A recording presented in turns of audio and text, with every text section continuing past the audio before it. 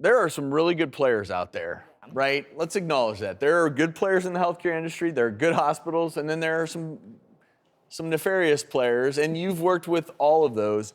And what I love is we're in a place now, at least, where we have folks like yourselves increasing transparency. Not only that, but helping, I'll call them victims. What are some things that people can do when they find themselves in the situation where the collectors are coming after them, they don't even know what it's for, it seems really high? How do they negotiate that? As a very former bill collector who knows the ins and outs, the very first thing you do is deny everything. Deny it all. I want proof. I want an itemized list. I want every single dollar accounted for.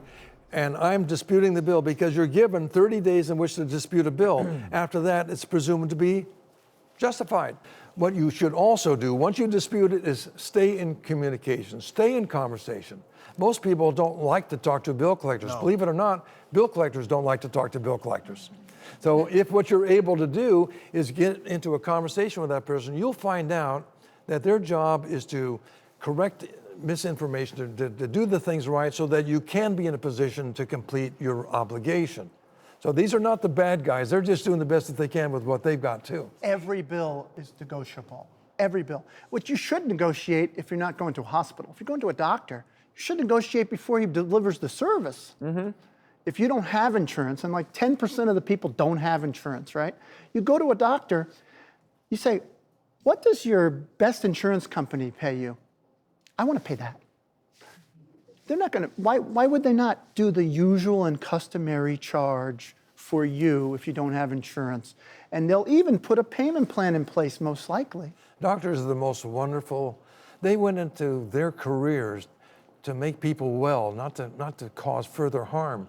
So a doctor's office will work with you very, very hard to make things happen for you. Well, you know what else? As opposed to other people in healthcare? Is that fair to say? Well, there are others. Well, even doctors have come to us and say, you know, you talked about the disconnect when a debt gets sold. Mm-hmm. Even doctors where the account is still in their own house, in their own hospital, the doctors are disconnected from the billing.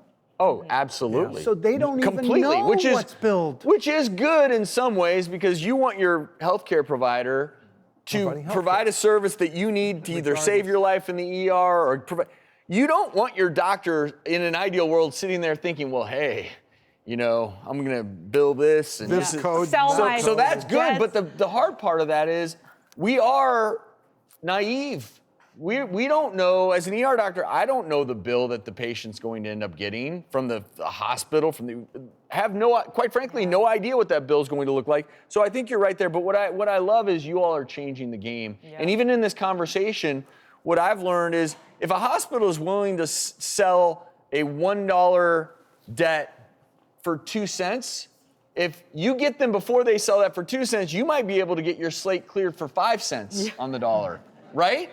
There is negotiating power there. It depends on your situation. Like I tell people, you should take your gross income and take 2 or 3% of that gross income. That is all you should pay all year long for out-of-pocket medical expenses or the debt that you owe. And that's it. Well, now, ideally, yes. Now, they might keep coming after you, but you got to tell them, I can't pay. Yeah. I don't have any assets. Yeah. 15 million people just use all of their assets. And they have no more assets. So what are they going to do? They got to talk to the doctor or talk to the hospital and say, or the collector, say, this is what I can pay. I have 5 debts. I'm going to pay you equally. And I'm only paying $50,000. You're talking about $80 or something. But what we're learning here is that collectors want something. Right. And if you work with them and talk to them, there's a chance you can get your credit score and all that fixed by talking and paying much lower than you owe. But when you don't, if you're unable to communicate, the bills start coming in, that's when you run into trouble.